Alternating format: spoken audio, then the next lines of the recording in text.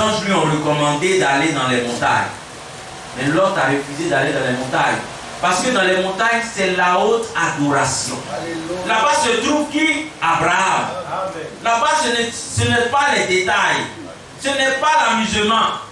Mais Lot aimait l'amusement dans l'église. Chrétiens d'aujourd'hui, n'aimons pas nous amuser dans l'église. C'est vrai qu'on chante des cantiques de louange. C'est pour danser. Mais dansons spirituellement. Dansons spirituellement pour ne pas choquer nos frères, pour ne pas choquer nos sœurs. Alléluia. On ne doit pas introduire les danses du monde dans nos églises. Sortez du milieu d'elle. On n'a pas dit en sortant, prenons des bagages pour partir. Non. Si nous décidons de sortir du milieu d'elle, nous devons nous débarrasser de toutes choses. Et on sort. Alléluia. L'église n'est pas une boîte de nuit où on va venir faire des poupées décalées, où on va se comporter en DJ, où on va être comme des danseurs de Ziglimiti, où on aura des parades de ce monde. Les mondains dansent de cette manière, toi aussi le chrétien tu danses de cette manière. Non. Quand on rentre dans une église, il faut qu'on puisse voir ceux qui sont de cette église et ceux qui ne sont pas de cette église. Parce que quelquefois, on rentre dans nos assemblées du message, quand on rentre, tu regardes la soeur, tu regardes le frère, on ne sait pas qui était ici il y a longtemps, on ne sait pas qui n'était pas ici il y a longtemps. Ce n'est pas la qualité de l'habit qui montre que on est chrétien. Ce n'est pas la qualité de l'habit. Ce n'est pas la charité de l'habit, de l'habit qui montre qu'on est chrétien. On peut bien s'habiller en ayant des habits modestes. Si Dieu te bénit suffisamment que tu veux avoir des habits qui sont de bonne qualité, gloire à Dieu. Ça montre effectivement que Dieu te bénit et il est avec toi. Amen. Mais la qualité et le prix de l'habit ne sont pas les signes du chrétien. L'habit désigne le moine, mais l'habit ne fait pas le moine. Alléluia. Si tu vois tout de suite un prêtre dans sa soutane, tu sais que c'est un prêtre. Mais est-ce que son comportement ressemble à un prêtre? Alléluia. Quand tu vois un chrétien, parce qu'il est sorti d'une église ou bien il dit que je crois en Jésus-Christ, il dit il est chrétien. Mais est-ce que sa vie témoigne ou confesse qu'il est chrétien? Nous pouvons écouter de bons sermons, de belles prédications. Mais est-ce que nous vivons les prédications que nous écoutons? Le plus important, c'est de vivre la prédication qu'on écoute. Je peux avoir un bon pasteur qui prêche bien. Mais si je n'accepte pas la parole qui est prêchée du haut de la chair, si je ne vis pas la parole qui est prêchée du haut de la chair, alors ce que je fais ne compte pas du tout. Ce n'est pas le pasteur qui nous sauvera, mais c'est la parole qui sort de la bouche du serviteur de Dieu qui est le pasteur qui nous sauvera. Ce n'est pas la taille de l'église qui nous sauvera, mais ce sont les dispositions de chaque membre dans l'église recevant la parole de Dieu de façon individuelle. Chacun de nous est sauvé. Alléluia. On n'est pas sauvé en groupe. On n'est pas sauvé en famille.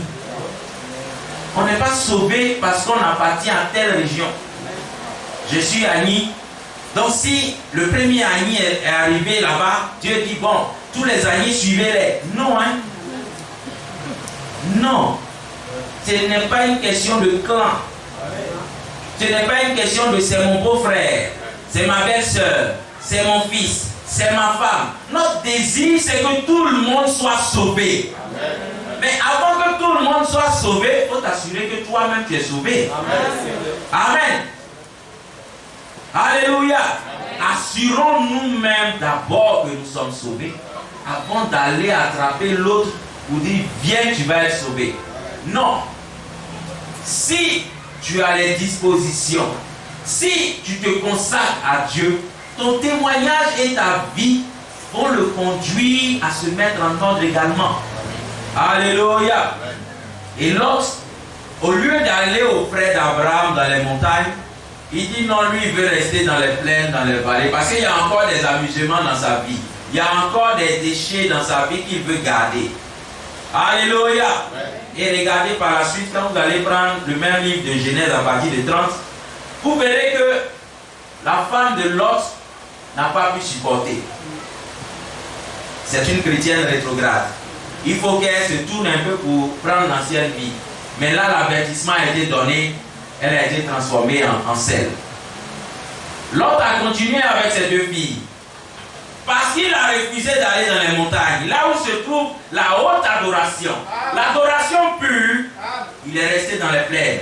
Et qu'est-ce qui est arrivé? Lot et ses filles ont couché ensemble. Et de là est sorti deux peuples, les Moabites et les Ammonites. Frères et sœurs, si vous n'allez pas à l'objectif et que vous vous détournez de l'objectif, voilà ce qui peut vous arriver. Amen. Si tu ne vas pas dans la haute adoration, alors tu vas créer des Ammonites et des Moabites. Amen.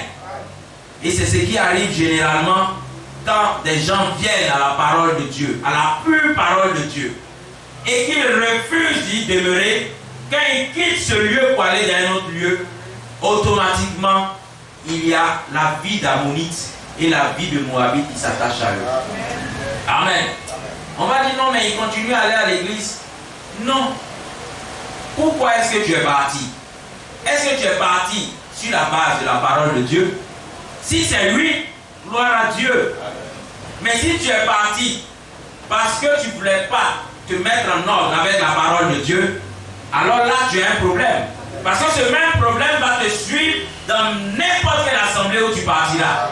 Mettons-nous en ordre avec Dieu avant de pouvoir changer d'assemblée. Il n'est pas mauvais d'aller prier dans une assemblée du message.